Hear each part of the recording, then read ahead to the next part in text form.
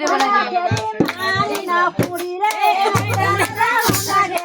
नानी ना पुरी रे अहिले मलाई बता लायो छोरा मोरा रे अहिले मलाई बता लायो छोरा मोरा रे अहिले मलाई बता लायो छोरा मोरा रे अहिले मलाई बता लायो छोरा मोरा रे अहिले मलाई बता लायो छोरा मोरा रे अहिले मलाई बता लायो छोरा मोरा